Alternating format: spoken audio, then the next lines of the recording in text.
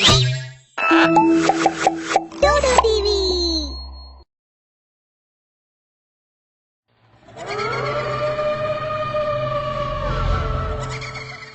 राजन का राजस्थान के छोटे से शहर में नया नया ट्रांसफर हुआ था। वो बिजली विभाग में काम करता था। इससे पहले वो जयपुर में था और उसकी माँ और बीवी जयपुर में ही रहते थे। अब ट्रांसफर के बाद वो अकेला ही आया था और काफी मुशक्कत के बाद उसको किराए पर एक घर भी मिल गया था। पर प्रॉपर्टी डीलर ने जो उसको बताया उस पर उसको भरोसा नहीं हुआ। अरे वाह, कितना बड़ा घर है ये और सुंदर भी है। हाँ, बड़ा तो काफी है और जंगल के करीब है। लोग बोलते हैं कि यहाँ किसी भूत प्रेत का साया है। राजन ये सुनकर हंसने लगता है। अरे दिलावर जी, आप भी कहाँ ये सब बातें कर रहे हैं? चलिए चाबी दीजिए घर की। दिलावर घर की चाबियां राजन को दे देता है। राजन घर देखकर बहुत खुश था। वो छत पर जाकर देखता है कि यहाँ से जंगल कितना सुंदर दिखाई दे रहा है। तभी उसकी नजर ठीक सामने वाले घर पर पड़ती है। वो देखता है उस पर एक बड़ा सा ताला लटका हुआ है। वो अपनी पत्नी निधि को फोन करता है और बताता है कि उसने घर ले लिया है। निधि और माँ ये बात सुनकर बहुत खुश हो जाते हैं। निधि उसको बताती है कि वो बस 2 दिन बाद ही उसके पास आ जाएंगे और उसको ट्रेन का टिकट कराने को बोलती है। वो पूरा दिन छत पे खड़े खड़े आसपास का सुंदर नजारा देखता है। शाम हो जाती है और उसकी नजर दोबारा सामने वाले घर पर पड़ती है। उसको खिड़की में एक परछाई नजर आती है। वो ध्यान से देखता है पर कुछ साफ नजर नहीं आता। वो सोचने लगता है कि अभी तक तो इस घर पे ताला लटका हुआ था, फिर अचानक कौन आ गया। वो ये ख्याल दिमाग से निकालता है और समय देखता है। रात के 9 बज चुके थे। उसे ध्यान आता है कि घर पे कोई खाना बनाने वाला भी नहीं है। उसे बाहर से ही खाना होगा। वो बाहर जाने के लिए जैसे ही सीढ़ियों से नीचे उतरता है, दरवाजे पर खटखटाहट होती है। वो दरवाजा खोलता है तो उसे अपनी आंखों पर भरोसा नहीं होता। एक बेहद सुंदर औरत उसके सामने खड़ी थी, लंबे बाल। वो खिलखिला कर कहती है, हेलो, माय नेम इज माया। हाय, मैं राजन हूँ। जी, मैं आपके सामने वाले घर में रहती हूँ। मुझे पता चला कि आप आज ही शिफ्ट हुए हैं, तो मैं आपके लिए खाना लेकर आ गई। इतनी तकलीफ क्यों की भला आपने? इसमें तकलीफ की क्या बात है? आप हमारे पड़ोसी हैं, इतना तो बनता है। माया खाना देकर वापस चली जाती है।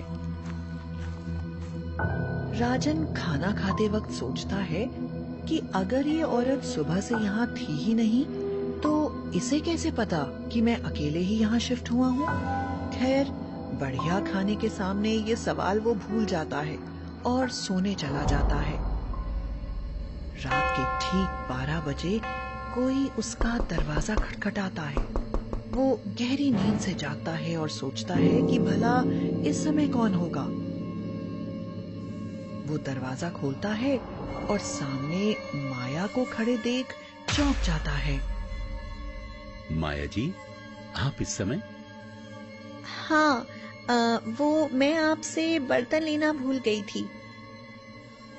राजन उसको बर्तन वापस करता है और वापस सोने चला जाता है। पर अब उसकी आंखों में नींद कहाँ। भला रात के 12 बजे क्यों कोई औरत किसी पराये मर्द के घर आएगी। इन्हीं सवालों के बीच वो न जाने कब सो जाता है और सुबह उठकर ऑफिस भी निकल जाता है। ऑफिस से ही वो निधि को फोन करता है। निधि, कल सुबह की ट्रेन है। टिकट मैंने मेल कर दिया है तुम्हें। हाँ, मैंने देख लिया है। राजन बहुत खुश था कि कल निधि और माँ आ जाएंगे और उसका परिवार पूरा हो जाएगा। वो रात को ऑफिस से निकलकर अपने घर के पास पहुंचने ही वाला था कि उसे एक 19-20 साल की लड़की दिखाई देती है। वो उसके पास आकर बोलती है, आप यहाँ नए शिफ्ट हुए हैं ना? हाँ। मैं भी यहाँ रहती हूँ अपनी मम्मी पापा के साथ। मेरा नाम पीहू है। राजन सोचने लगता है कि यहाँ आसपास तो उसके और माया के अलावा कोई नहीं रहता। फिर ये कौन है? मैं जाती हूँ अब, आपसे बाद में मिलूंगी। पीहू वहाँ से चली जाती है और राजन सोचने लगता है कि आखिर ये लड़की कौन थी। वो अपने घर जाकर आराम करने लगता है और ऑफिस की थकान के कारण उसकी आंख लग जाती है। रात में ठीक 12 बजे फिर से कोई दरवाजा खटखटाता है। राजन की आंख खुल जाती है, पर अब वो थोड़ा थोड़ा डरने लगता है। वो पूछता है, कौन है? कोई आवाज नहीं आती। वो दरवाजा खोलता है। उसके सामने माया खड़ी थी। अरे, आप डर क्यों गए? माया, आप इस समय? मैं आपको ये बताने आई हूँ कि रात में बाहर मत निकलना। यहाँ एक पिशाचिनी घूमती है, उससे बचकर रहना, वरना वो आपको छोड़ेगी नहीं। राजन डर के मारे कांपने लगता है। पर आप इस समय क्यों बाहर निकली? मुझे डर नहीं लगता उससे। ये बोलकर माया वहाँ से चली जाती है और राजन किसी तरह नींद के आने का इंतजार करने लगता है। और जैसे ही उसकी आंख लगती है, दरवाजे पर फिर से किसी की आहट होती है। वो घबरा कर उठ खड़ा होता है, धीरे धीरे दरवाजे की तरफ बढ़ता है और पूछता है, कौन है? मैं हूँ पीहू, प्लीज जल्दी दरवाजा खोलो। राजन दरवाजा खोलता है और सामने पीहू खड़ी होती है। मैं आपको एक बात बताना भूल गई थी कि इस इलाके में रात में बाहर मत निकलना। यहाँ एक पिशाचनी रहती है जो किसी का भी रूप ले सकती है। ये बात बोलकर वो चली जाती है, पर अब राजन की आंखों से नींद कोसों मील दूर थी। उसे कुछ समझ नहीं आता कि क्या सच है और क्या छलावा। पता नहीं वो रात के किस पहर में सो जाता है और सीधा सुबह 11 बजे उसकी आंख खुलती है। वो ऑफिस में फोन करके तबीयत खराब होने की वजह से छुट्टी की रिक्वेस्ट करता है और शाम के ठीक 8 बजे निधि और माँ को लेने स्टेशन पहुँच जाता है। राजन उन दोनों को लेकर घर पहुँच जाता है। निधि और माँ कपड़े चेंज करने कमरे में अंदर चली जाती हैं। राजन सोचता है कि क्या उसे निधि और माँ को बता देना चाहिए कि उसके साथ पिछले 2 दिनों से क्या हो रहा है, पर फिर वो सोचता है कि अभी तो ये लोग आए हैं, फालतू में परेशान नहीं करना चाहिए। निधि कपड़े बदलकर बाहर आ जाती है। वो बेहद सुंदर लग रही थी। राजन उसको देखकर उसको गले लगा लेता है, पर जैसे ही वो गले लगाने के बाद उसको देखता है, उसके होश उड़ जाते हैं। उसके पैरों के नीचे से जमीन खिसक जाती है। जिसको वो निधि समझ रहा था वो निधि नहीं थी, वो तो पीहू थी। पर राजन सोचता है कि वो पीहू कैसे हो सकती है। पीहू तुम? तभी माँ बाहर आती है और इससे पहले राजन उनको कुछ बता पाए, वो देखता है कि माँ भी पीहू का रूप ले लेती है और दोनों एक दूसरे के अंदर समा जाती हैं। पीहू जोर जोर से हंसने लगती है और एक डरावनी पिशाचनी का रूप ले लेती है और जोर जोर से चिल्लाने लगती है। तेरी हिम्मत कैसे हुई इस घर में रहने की? ये मेरा घर है और यहाँ सिर्फ मैं रहती हूँ। राजन डर के मारे वहाँ से भागने लगता है, पर दरवाजा अपने आप बंद हो जाता है और पिशाचिनी राजन को हवा में उठा लेती है। राजन रोने लगता है। प्लीज मुझे छोड़ दो। वो राजन को नीचे जमीन पर छोड़ देती है। उसको बहुत चोट लगती है। पर उसे समझ नहीं आता कि वो क्या करे। वो राजन पर अपनी शक्ति छोड़ती है, पर ये क्या, उसकी शक्ति को कोई रोक लेता है। राजन देखकर हैरान हो जाता है। माया, तुम? माया ठीक राजन के सामने खड़ी थी और उसके हाथ में 2 दुर्गा माँ की मूर्तियां थीं। उसकी वजह से पिशाचिनी की शक्ति का उस पर कोई असर नहीं होता। वो एक मूर्ति राजन को दे देती है। राजन मूर्ति लेकर खड़ा हो जाता है। पिशाचिनी बार बार अपनी शक्ति उन दोनों पर डालती है, पर उसका कोई असर नहीं होता। आखिरकार वो वहाँ से गायब हो जाती है। आपका बहुत बहुत शुक्रिया कि आपने मुझे बचा लिया। मुझे तो लगा था कि अब ये कभी नहीं आएगी। मैंने 5 साल पहले ही देवी माँ के त्रिशूल से इसको भस्म कर दिया था। दरअसल कुछ सालों पहले मैंने ही अपनी मनोकामना सिद्ध करने के लिए इसी घर में पिशाचिनी को प्रसन्न किया था, पर आखिरी दिन मेरी तपस्या बीच में ही टूट गई और इस पिशाचिनी ने मुझ पर ही हमला कर दिया। उस समय मेरे पास ये देवी माँ की मूर्ति थी जिससे मैं बच गई और मैंने इसको भस्म कर दिया, पर ये पिशाचिनी अब फिर से वापस आ गई। मैं इसको जल्द ही हमेशा के लिए यहाँ से भगा दूंगी। फिलहाल आपका यहाँ से चले जाना ही बेहतर होगा। इतने भयानक अनुभव के बाद अगली सुबह ही राजन उस घर से निकल जाता है और ऑफिस जाकर अपना तबादला फिर से जयपुर करवा लेता है और फिर वापस लौटकर कभी वहाँ नहीं आता। राकेश की मीटिंग खत्म हुई और वो बिल्डिंग के थोड़ा बाहर जाकर टैक्सी का इंतजार करने लगा। तभी उसकी वाइफ का फोन आया।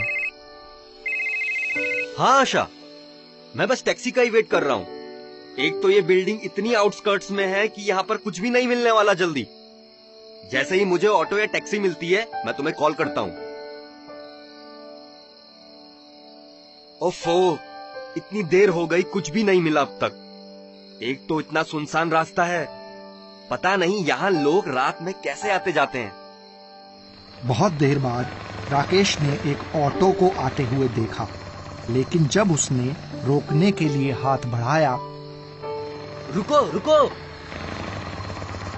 ऑटो उसके सामने से तेजी से गुजर गया।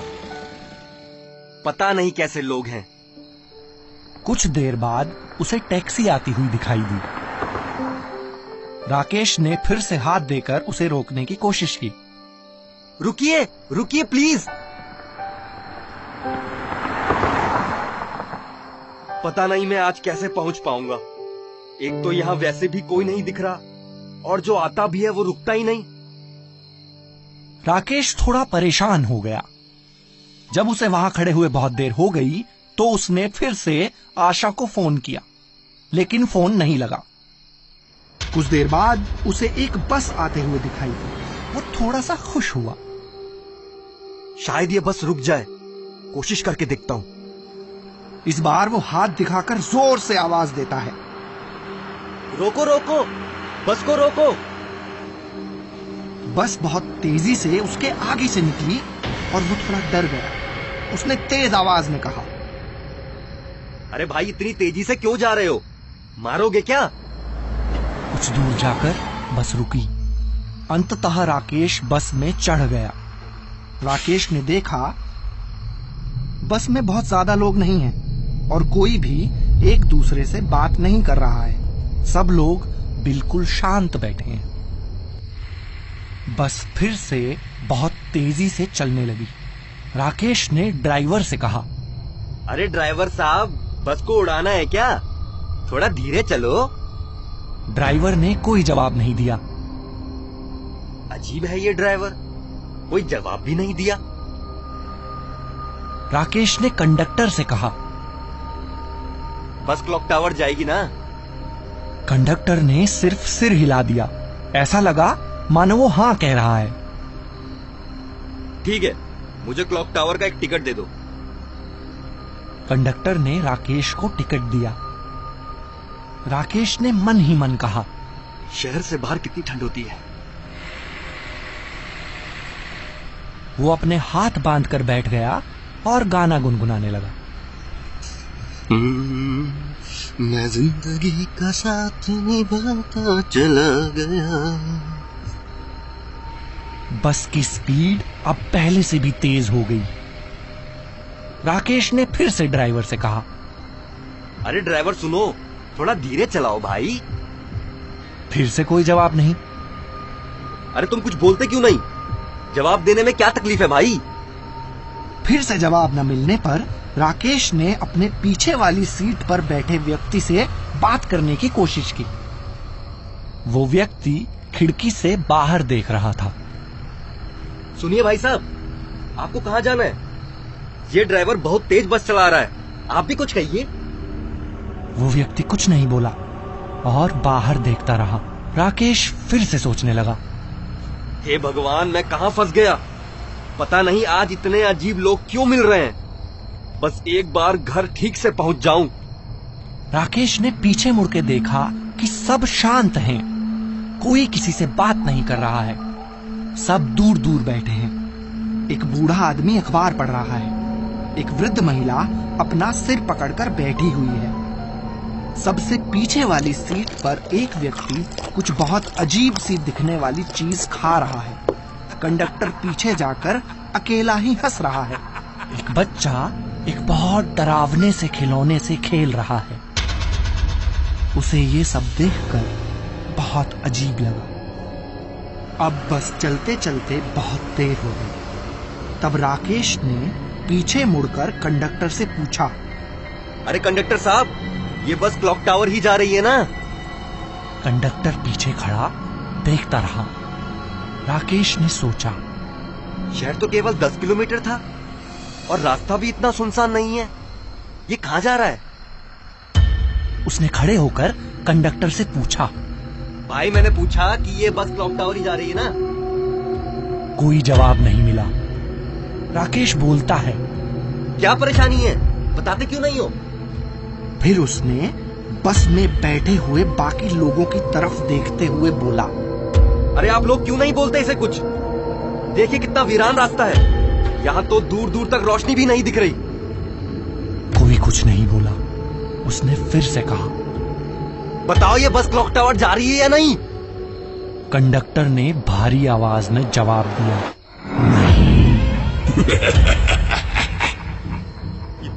ये आप मुझे कहाँ ले जा रहे हैं? राकेश घबराकर सीट पर गिर गया और डर से रोने लगा। उसने एक एक करके बस में सब लोगों की तरफ देखा। सबकी आंखें खून की तरह लाल थीं और सब उसे ही देख रहे थे। कौन हो तुम? मुझे उतारो नीचे। उसने कहा, मुझे यहीं उतार दो, मुझे आगे नहीं जाना। उसने टिकट को देखा तो उसकी नजर तारीख पर गई। अरे ये टिकट तो 11 साल पुराना है, इस पर तो 2010 की तारीख है। फिर उसने पलटकर अखबार पढ़ रहे व्यक्ति की ओर देखा।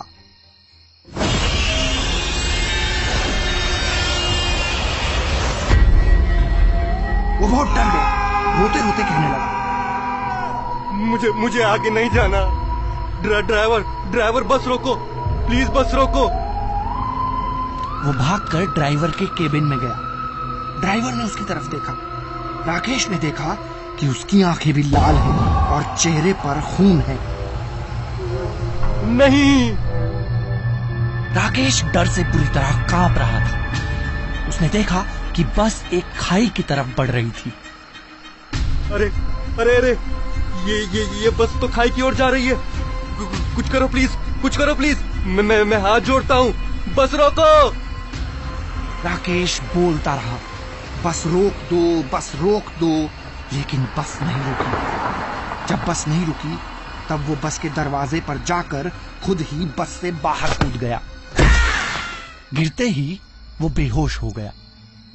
जब उसकी आंख खुली तो उसने एक बूढ़े आदमी को अपने पास खड़े देखा। बेटा ठीक तो हो? ये चोट कैसे लगी तुम्हें? अंकल, मैं कल रात को एक बस में था और फिर। तब तक वृद्ध व्यक्ति बोल पड़े, अच्छा, तो तुम लाल रंग की बस में थे क्या, जो कहीं नहीं रुकती? जी, आपने बिल्कुल ठीक समझा, लाल रंग की बस थी। आप जानते हैं उसके बारे में? हाँ, यहाँ आसपास के लोग जानते हैं और कोई भी उस बस में नहीं बैठता। उसे मौत की बस कहते हैं। वो 11 साल पहले खाई में गिर गई थी और उसमें बैठे सभी लोग मर गए थे। वो बस हर रात इस रास्ते से गुजरती है और उस दुर्घटना को दोहराती है। तुम बहुत नसीब वाले हो कि बच गए बेटा, वरना इस बस में बैठकर आज तक कोई जिंदा नहीं बचा है। तुम्हारा घर कहाँ है? आओ तुम्हें छोड़कर आता हूँ। राकेश उस बूढ़े आदमी के स्कूटर पर बैठकर वहां से निकल गया।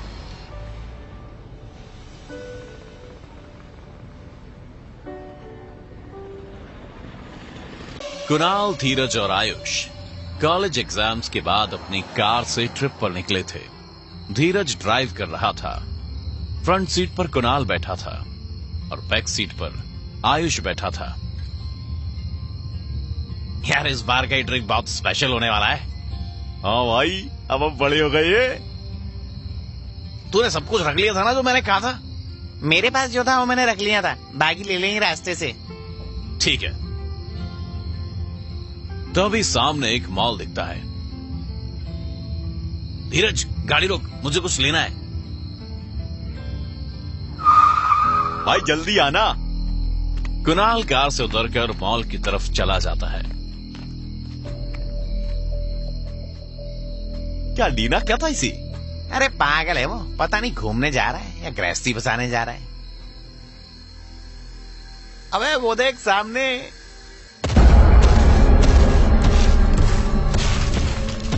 वो क्या है? लग तो कोई खम्मा रहा है। खम्मा चलने कब से लगा भाई? ऊपर देख, लगता है सायरन लगी है।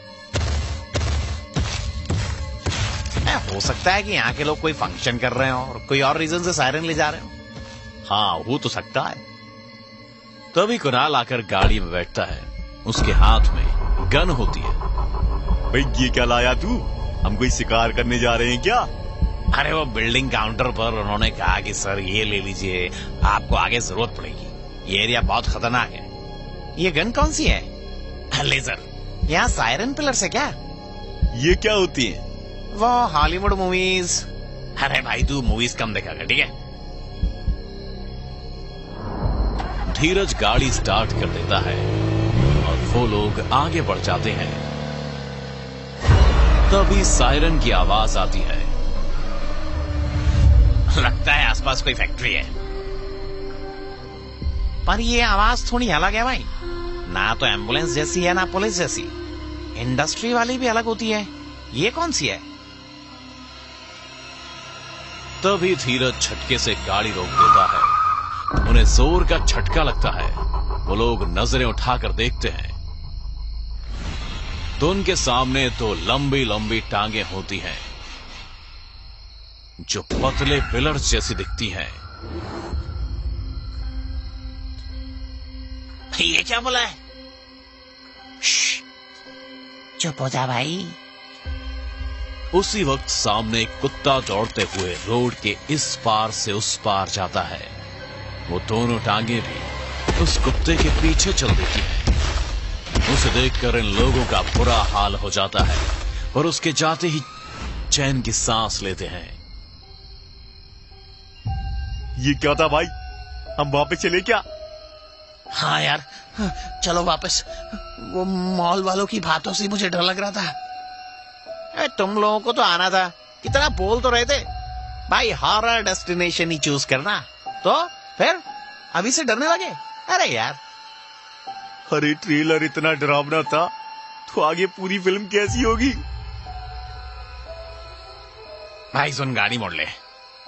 ठीक है, चलो वापस। धीरज गाड़ी मोड़ने लगता है। वो इतना डरा हुआ होता है कि ढंग से गाड़ी भी नहीं चला पाता है।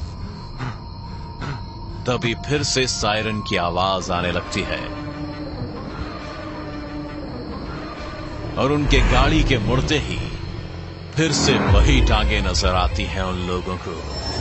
दो लंबे लंबे पैरों के ऊपर एक शरीर होता है और सिर के नाम पर 4 सायरन्स लगे होते हैं। पैरों के जैसे ही पतले पतले लंबे हाथ होते हैं उसके।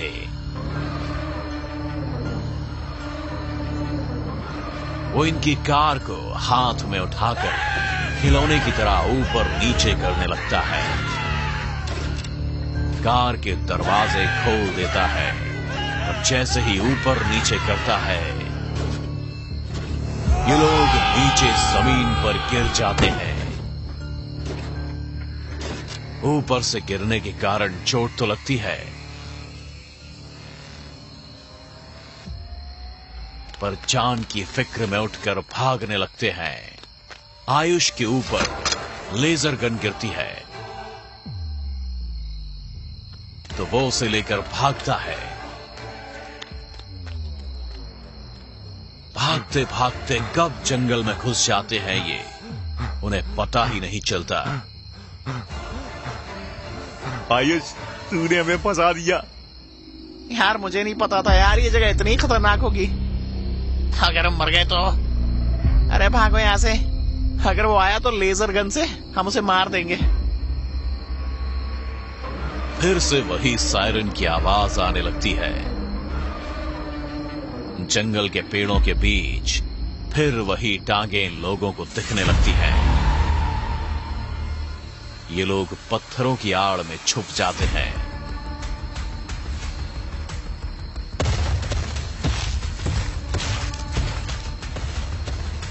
मैंने हॉलीवुड मूवीज में देखा है, ऐसे क्रिएचर्स को सायरन पिलर्स कहते हैं।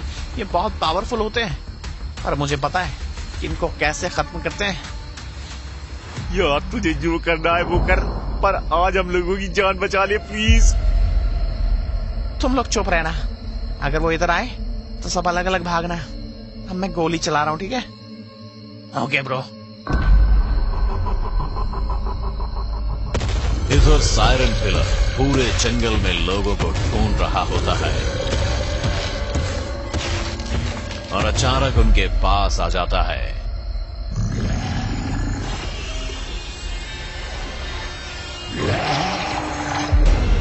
आयुष पत्थर की आड़ से लेजर गन शूट करता है। सायरन हेड का एक सायरन फट जाता है। वो पागल होने लगता है, दर्द से चीखने चिल्लाने लगता है।